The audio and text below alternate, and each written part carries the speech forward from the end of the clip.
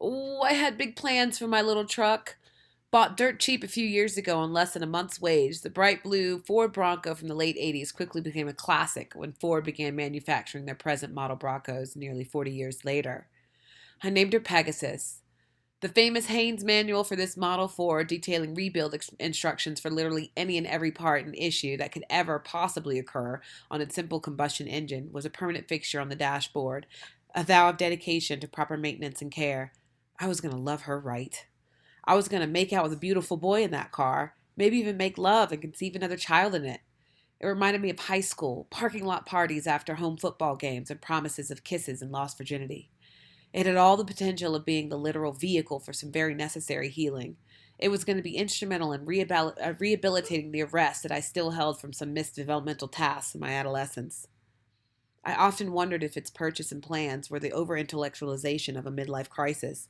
I wondered, too, if this hyper realization and self awareness didn't perhaps make it more sad and not less, especially since I implicated my 7-year-old son in the charade, demanding that he take it to his prom when the time came. My delusions of developmental closure and rapacious rapture caused my mind to drift on occasion to the man I hoped to manifest. My son, too small to sit up front, meant that this figment sat shotgun in my mind's eye. Regardless, it was a really great car. I loved her and would have wanted her to have a poetic ending, rather than being left in the unrecognizably crushed, sad heap that I left her in the far corner of the tow yard in Wyoming. That particular town received many precious offerings from us that day, actually. Dash hopes and dreams of what could have been in that car, consecrations of sacred ceremony and ritual, camping trips, off road, soccer practices, ski trips, and other intimacies, erotic and otherwise. The loss of our dog Dune in the accident is as raw and painful as the blisters on our feet due to the amount of walking we now have to do. An exuberant, affectionate, and gentle yellow lab, his birthday was just the day before, on April 1st, no less. He was very much my son's dog in age and energy, and they had been inseparable. It is all the more heartbreaking considering that the surviving dog, at nearly 17 years of age, walked away from the accident with only a lost tooth. Their situation mirrored that of myself and son's, as I walked away from the accident with minor superficial scrapes and bruises, but he had to be rushed to the hospital in an ambulance on a gurney. We are both very lucky to be physically alive, even while knowing that something in us both died that day. As I held my son in my arms, trapped in the metal prison that was the devastated steel frame of the vehicle, he struggled to be comforted. I did not know how to respond when he repeatedly muttered, "Is this real?" out of the side of his swollen, bruised, and bloody mouth. I had a different every time, hoping to eventually respond with the magic words that opened the door to his acceptance of what had happened to us. I answered in differing synonymous affirmatives before switching tactics and letting the question be answered indirectly instead, offering soothing assurances that he was going to be fine and to stay awake and not move. I felt him straining to move his body as normal, and when it did not comply, he would give up, slump his weight onto my bosom, and inquire again, "Is this real?" I still don't know if it was acceptance or denial that made him accept my tactical no, and I felt relieved when he stopped asking, even if I did feel guilty for the no. I didn't feel that it was a direct lie per se, but more of an appeal for it to not be so.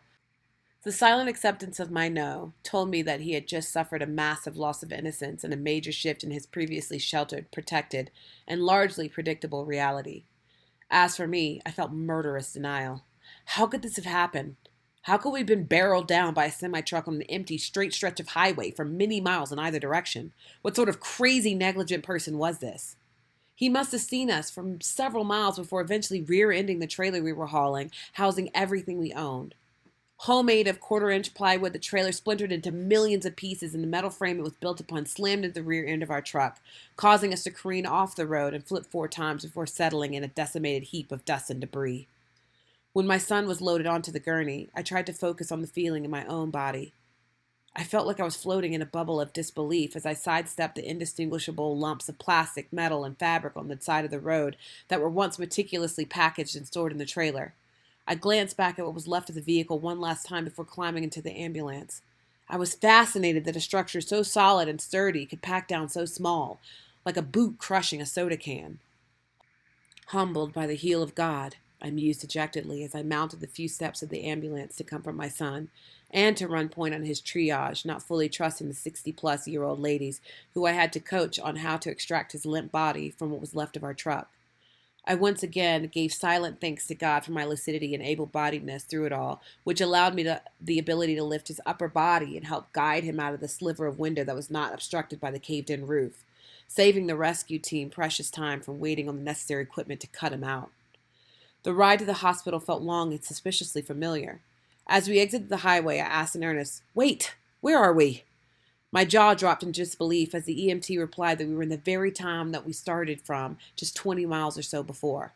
Not only was it the town that we inhabited for the 6 weeks in which we were waiting for parts for our car and for it to be fixed, but it was also the very hospital we passed daily on our walks with our now deceased dog, a walk we had just done on his birthday the day before.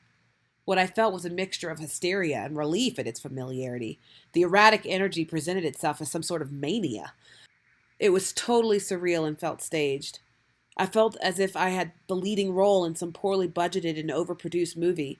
I became animated and acted overly familiar with the nurses and doctors. I made jokes with the staff and with unnecessary gestural alacrity regaled the emergency room audience with an overly animated and tactless retelling of the accident. So now we're in another waiting room of sorts, appropriate on a Sunday, the day of rest.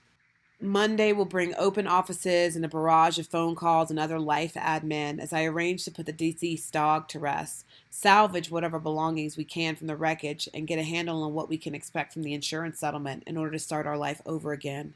But where? People keep offering their interpretations. Maybe it's a sign. A sign that we shouldn't move, that we're not meant to go where we were headed. But I don't buy it. If I lived my life according to every hardship being a cosmic no, I'd never have made it past the first few chapters. Maybe it's not a warning. Maybe it's a challenge. Maybe there's something sacred where we were going, and something dark wanted to keep us from it, but no matter. I will not dwell on that for too long. Survival mode has its own theology. To stay in the present. Don't squander the moments we still have. And so for now, my mission is simpler. I'll chase my son through the hotel hallways in games of hide and seek. I'll splash with him in the pool. I'll hold on to whatever is left of his innocence and mine while I still can.